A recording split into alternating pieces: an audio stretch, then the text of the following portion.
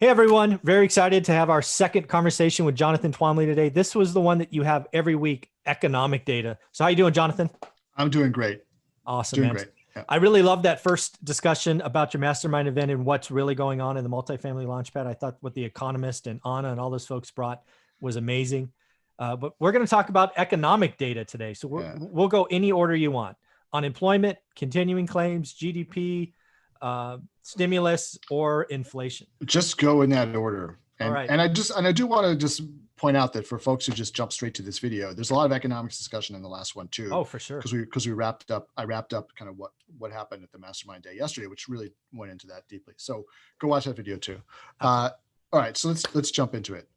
Yeah, so let's talk about unemployment claims. They were down both, kind of the weekly number and continuous. Unemployment claims are down 40,000. I think the new number is 751.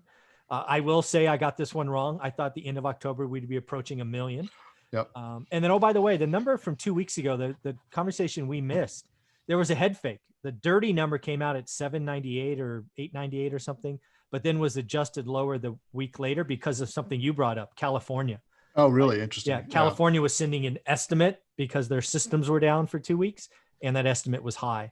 Oh, really? They overestimated. They overestimated significantly, like by 80,000. So the trend, the floor that you and I have been talking about is intact.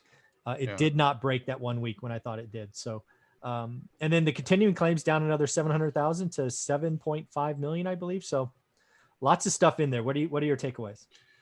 Yeah, well, I mean, so this is, it's obviously good news if it's going in this direction, right? But it's still very sticky, right? It's not like we're seeing, huge drops down to the 6s or 5s or whatever. I mean, we're still stuck in this kind of like the 7s, this band, high 7s, what have you. And the caveat in every article that I saw about this was Corona cases are surging again, and economists are concerned that this is going to lead to more shutdowns. And I think it's going to, just like as we talked in the last session, there's a supply side shock to the economy and a demand side shock to the economy. The supply side shock being the shutdowns, the demand side shock being people not wanting to do a lot of the stuff that they normally do, changing spending habits as a result. So we may see some of both of those again. I think there's going to be a lot of people who were feeling a little better during the summertime. Plus a lot of stuff was out. They could do a lot of things outdoors. Now, it's getting cold weather's back. People are indoors. Things are spreading. In a lot of the parts of the country, it's going to get awfully tough to like sit outside at a restaurant very soon. And we're going to see the effect of that. Hopefully it'll be as muted as possible, and people are definitely, the restaurants are developing coping mechanisms and stuff, and hopefully, the impact will be muted. But I don't. Let's put it this way: I don't know how far down the unemployment claims are going to go, but I agree with you that they are going to start going up again long before they get to where we were before this all started. We're at that 90% economy right now, where there's that last 10% that's just going to be very hard to get back. And it's like, as Ryan Severino said in my mastermind day yesterday, the recession is the pandemic. Until there's a vaccine, or until there's herd immunity, or until we figure out some way to kind of figure out a workaround, we're not going to be back to 100% for a couple of years. So yeah. So there's one thing about the unemployment data that's been bothering me, because again, I have an econ degree, a master's degree, and I've been looking at this for 20 years, and it's not behaving like I expected. So when I look at that, I go, hey, I'm wrong all the time. But I do dig into it. And I think there are two numbers we need to realize that are artificially making this number look better than I think it really is. First and foremost, the attrition or fallout of women in the workforce, right, is much larger than people expect. And if you don't know how the unemployment number works, you have to be actively looking, right? And if your job, if you choose not to look for work because you have to take care of your kids, or you want to take care of your kids, or whatever the right vocabulary is, you're not included. So our workforce participation rate for females, women, down significantly. And that's not appreciated by lots of folks. And that will hit the continuing claims too, because once they drop out, they can't continue to claim unemployment. Exactly. So it doesn't mean that they got a job. It means that they stopped claiming the benefit. So exactly. So that is, you've got a numerator and a denominator problem. And I think a lot of people always look at the percentage number and don't realize that both the top and the bottom numbers are in play. Correct. You know, if we had an economy in which 100% of the people sat on the beach all day long and none of them, and they all had money in the bank, we would have 0% unemployment. Correct. By the way that it's defined by the government. Now the U6 unemployment would be 100% because all 100% of nobody's working. Yeah. The workforce would not be working. Correct. But they wouldn't. But the U3 unemployment, which is what the headline figure of unemployment, which is the people who are looking for work and can't find work, that number would be 0. Exactly. So you really have to understand how this is calculated. Yeah, for me, this is something that again, because you and I are in the data all the time, we see it, and we see it being a significant contributor both to top and bottom, thus artificially, in my opinion, making the numbers look better. I believe by, I don't know, December, January, others are going to pick up on this, and they're really going to say, oh my God, we've lost 2 million, 4 million, 5 million people from the workforce. What's going on? Yeah, I would like to see that labor force participation data. And I mean, we're at the end of the month, so it'll be out in the middle of November. Yeah, and it'll be really interesting to look at the two things I like to look at are actually the number of jobs, the number of people as opposed to the unemployment rate. Oh, so I think that the number of people working. So, oh, that makes sense. When I dig into an MSA that I'm looking to invest in, I like to track things. What I like to look at is, you can get the monthly Bureau of Labor Statistics data. They do their metro report. Sure. And it breaks down by every metro in the country. And it tells you what the unemployment rate is, but there's a different page that just tells you how many people are working and how many people have jobs compared to the same month last year and last month and the same month. So basically 2 months this year, 2 months last year. It shows you that data. So you can say, if you look at the unemployment rate, you could look at it and say, oh, look, it's about the same. But you could, if you had, like, say, population growth in the market, you'd see a lot more people working at the same unemployment rate. Or, you could also see, if a lot of people are discouraged, the unemployment rate might not look so bad, but you look at the jobs number and you're like, gosh, where'd they go? This market has lost 100,000 jobs since last year, right? So I'm gonna look that up. That's great. Yeah, that tells you more than just the percentage. So I like to see that number, the jobs number, grow. That's awesome. Thank you for that. I had not. I've never looked at that on purpose, right? I'm sure it's crossed my radar, but I've never looked at it. So thank you for that. And then the other thing, again, why this unemployment number is not behaving like I expected. And this is something I just found out last week. So the unemployment number is based on the 26 weeks of unemployment. The CARES Act created an emergency 13-week program that bolts onto it. What the economists are not telling us today, which is sad and atrocious, is as people roll out of the 26 weeks into the 13 weeks, they are not counted in the unemployment number that comes out. It's a different category. And every week we are seeing millions of people roll off because they've exhausted the 26 weeks and they're rolling into the emergency program. And that number is not captured really in the monthly or the weekly number. I wasn't aware of that. Me neither until last week. Yeah.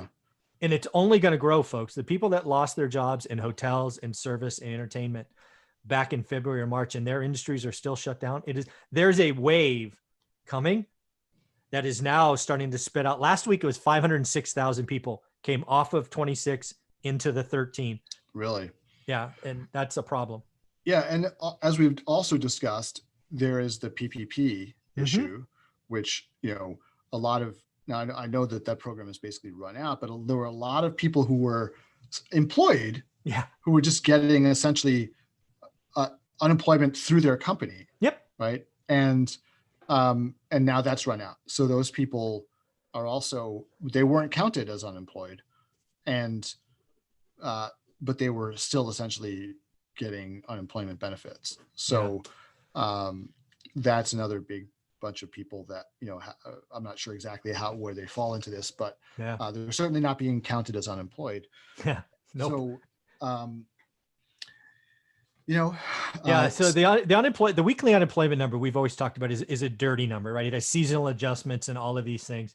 What I've come to believe is this crisis, certainly the last 6 to 8 weeks, the number is unusually dirty or confusing given the participation rate of females. And now this rollout of 2613 is like, are you kidding me? we're missing 500,000 people that are unemployed just because it didn't fall in the 26 weeks. I mean, oh my goodness, pretty crazy. Yeah. But on the other hand, though, the new claims, though, that's just a number, right?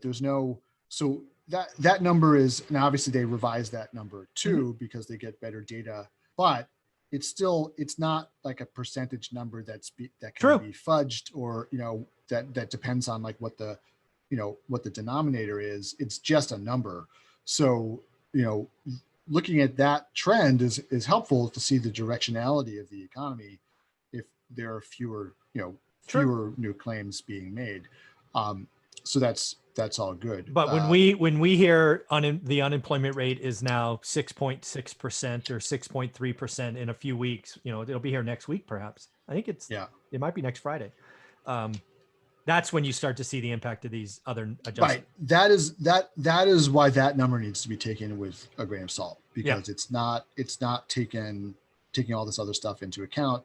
It's really the numbers. I think the numbers behind the numbers that you want to look at are the labor force participation, and the number of jobs, and that's where that U6 number comes in. Totally agree. So, which, ironically enough, or maybe not ironically, but anyway, it's a fact. That monthly Metro unemployment report only reports the U3 data. It does not report the U6 data. So you can't. Actually, there must be some place you can get the U6 data by Metro, or maybe the Bureau of Labor Statistics actually allows you to download their data in spreadsheet form.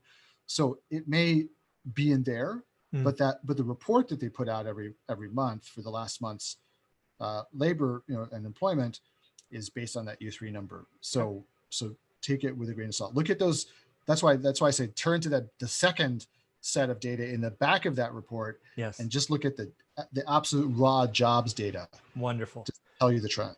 Very cool. Well, let's go on to the next number. This number came out today. We've been talking about this for 8 or 10 weeks, and that was going to be Q3 GDP. So Q3 GDP came out at 33.1. It is a record. I'm just curious, by chance, Jonathan, do you know what the previous record was? Just curious. I'm just going to take a guess that it was probably something like 8 or 9%. 16.7% after World War II. Oh, interesting. Yeah, that was the previous record again. Yeah. So again, let's talk about the 90% economy. That is something people need to listen to in our first discussion today. It's the first time I've heard it. Your economist, forgive me, I remember his name, is dead right. And I think people need to appreciate the math. So let's just step through this real quick, and then we'll talk about what it means. Yeah. Well, first of all, let's say woohoo, like 33%, like yay, and awesome. I mean, this is exactly what we said was going to happen, right?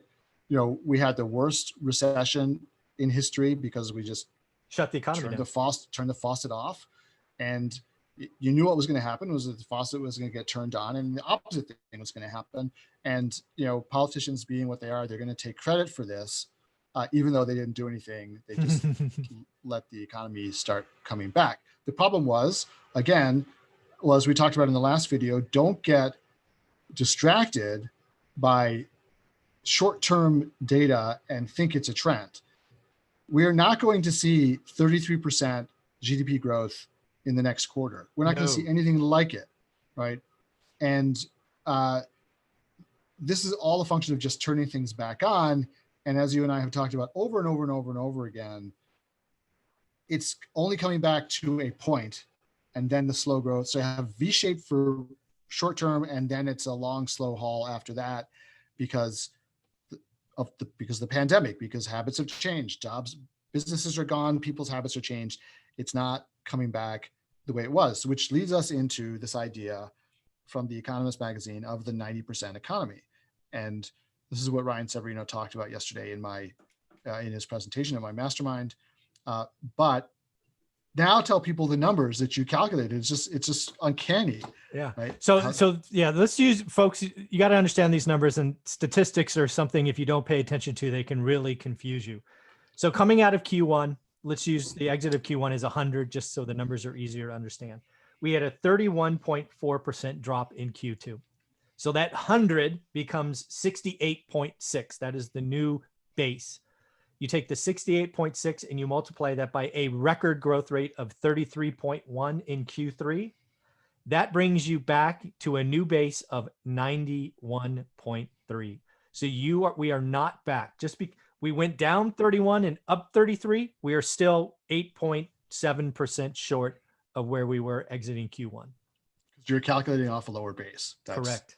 That's how it works. So it's just like if your stock portfolio loses 50%, you got to grow it by 100% to get back to where you were.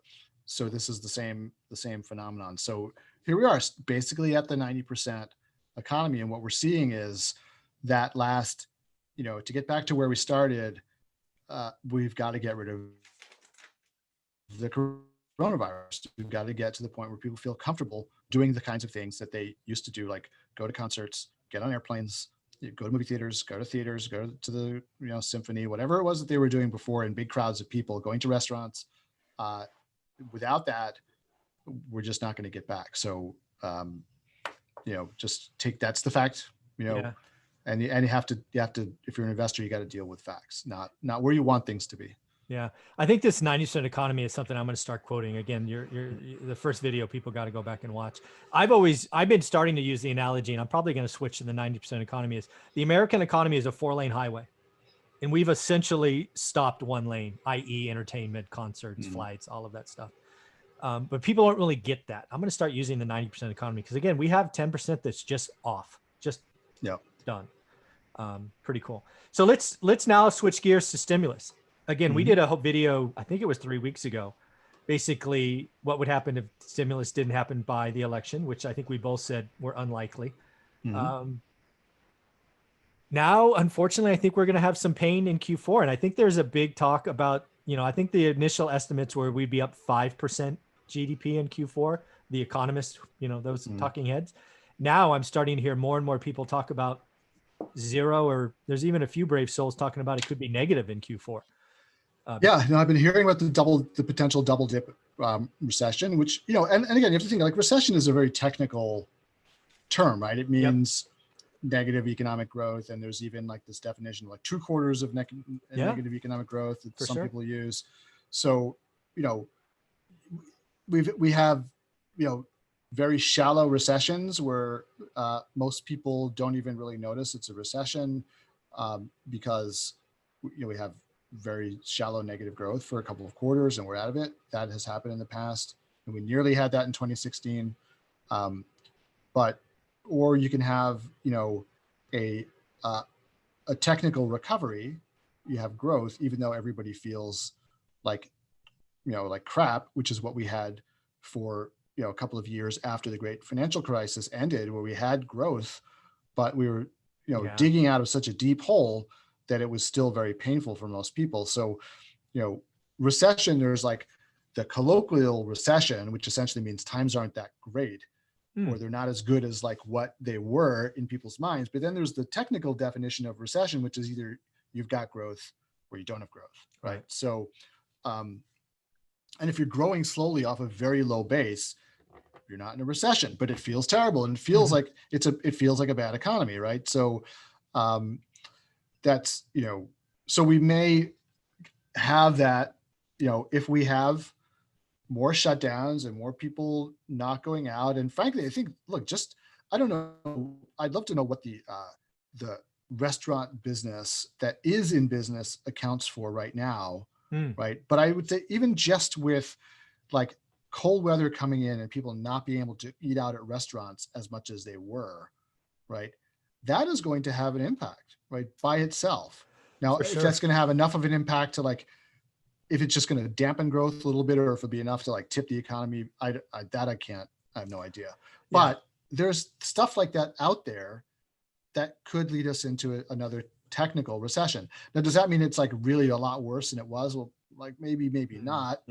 but it's just that still that difficulty of digging ourselves out of this and getting back to where we were in January and February. Yeah. And then the other thing is to really think about with, kind of the stimulus is when does it come? Because I think everybody agrees it's coming. And then again, I think there's a general agreement that if Trump wins, and I think we both said this, stimulus could come by Christmas, right? Yeah. If he wins, right? It's just like, okay, the Democrats give up. They take what they can get, put a couple trillion into the economy. Let's go. And then there's also a general opinion if Trump doesn't win, that nothing happens in the lame duck session, which again, given timeframes, you inaugurate Biden in late January, right? Yeah. And then, the next day you're in, you approve something, you're still 4, 5, 6 weeks from people getting money, right? I mean, it's kind of scary to think about. Yeah. And I think it's been really, kind of like a little bit bizarre world, if you ask me, where the Democrats are negotiating with Trump, but the Senate Republicans are like off on their own. Yeah. And they're doing their own thing and passing their own package that they haven't negotiated with the Democrats. And it's like, I don't know if the Democrats are trying to make an end run around the Senate, which they can't, because, we're hoping that Trump will then put pressure on the Senate Republicans to come around after they make a deal. But at any rate, yeah, it's politics McConnell, at its worst, is my opinion. Yeah. McConnell, took his ball and went home till after the election. Senate's dismissed. Yep. So it's not happening before then. No. And, so at the very least, I don't expect to see any, checks, but no. I think if Trump pulls it out of the fire, then I think there would be a mad rush to put checks out by Christmas with Donald Trump's name on them. And I think it happens. I think if he wins, he pulls it out of the fire, whatever you want to call it. I think if he wins, people get money by Christmas. I really do think it's that binary. And if he loses, it's not till probably first week of March, just given timeframes, in my opinion. Yeah. All right. So let's talk about something else that's going on in our world, and that's building material. Right? I don't know if people pay attention to this, but man, building material, if you want to see true inflation, here it is. Now, scratch the surface. Is it a supply problem, supply shock, whatnot? But as we'll discuss, it is impacting big business. So what'd you uncover with building materials today? So wood, which is you need to build, especially single family houses, but also certain kinds of multifamily houses, structures. Any like low rise garden apartments are still wood frame. So there has been a rush to build single family homes. The home builders in certain markets are, they can't build them fast enough right now. And that has caused the price of lumber to spike dramatically. So depending on the product, between, 27% and 300%, depending on what kind of, wood product you're talking about. And that has caused home build. that really eats into your profit, right? Because lumber is a huge input. It's not just like, if the price of, water, faucets went up, like that, you put 2 or 3 faucets in a property, like it's just no big deal. But lumber is like the main import. The main input. I can't think, maybe drywall, like if drywall prices spiked or, something like that. But the lumber is a huge thing. So it's a big deal. It's really cutting into their profits now. And that means what, Michael? What is happening? Well, this is going on because, again, I watch the single family market probably more than most people. And so Pulte Homes reported recently, as is Lennar, but Pulte Homes is one we're going to talk about. So Pulte Homes comes out, reports record sales, but they come out in the conference call and say, you know what, we are actually going to slow Q4 deliveries, which hammers their stock. But why did they reduce? Because they think the inputs to their structures are so out of whack, right? 300% rise in 2x4s and 4x4s, plywood up 27%. They're going to just slow delivery. They're going to slow building. They are throttling back construction because they will push it to next year. So are they hoping that prices are going to fall and they'll resume? Yeah, they think it's a supply problem because, again, Q2, lots of things were shut down. And, oh, by the way, the West Coast is on fire where a lot of wood comes from. So there's not a lot of harvesting going on. People that would normally do that are fighting the fires. So that is their bet, that prices will adjust lower. It may not go back to the baseline, but they don't want to pay 300% for all the 2x4s they need for all their houses. So But again, folks, what does this mean longer term? Oh, the other thing that Pulte Homes says is they are raising prices. So they're going to maintain their profit margins. They're just going to deliver less, but the end buyer's going to have to pay more. And they're not sure, what happens. So it's just amazing to watch how all these things are tied together. Yeah. Yeah. And so that, it's at some level, this is going to impact the delivery of new homes. Correct. Right? And oh, for sure. Certainly the housing, well, certainly new homes, but across the board. Not just, it's going to impact the delivery of new multifamily, which is already, there's already a pullback there as people are now switching their preference from high-rise apartments or what have you to single-family homes. Mm-hmm. So that's already caused some of the builders of multifamily to pull back and kind of wait and see a bit.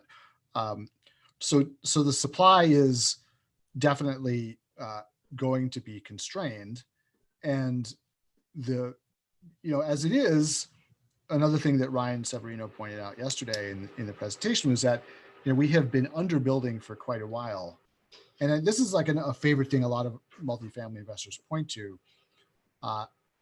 as why they should be investing in multifamily, is the supply-demand dynamic. There's not enough housing supply in the country, so therefore rents are going to rise. Mm-hmm.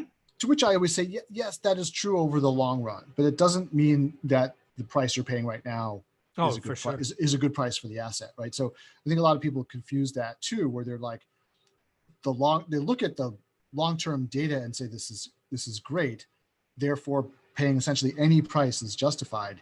It's not justified. You still have to make money, and you still have to build in a cushion of safety because things happen, right? It doesn't matter if the supply is constrained if the demand drops, right? Mm-hmm. It's a two-part function. It's not a one-part function. For sure. So and what I was going to say to this is that, so supply is not going to keep up with population growth, right? However, the recession is also impacting demand, right? And part of, say, in the multifamily, if you've got an issue with single family where there's a lot of demand, but the price of inputs has spiked, so they're going to build less, and the prices are going to go up more, like that. Look, go for it. Use that. That may help you right now as an investor in single family. In multifamily, they're not pulling back on construction because of the price of inputs. No. They're pulling back on construction because of the drop in demand.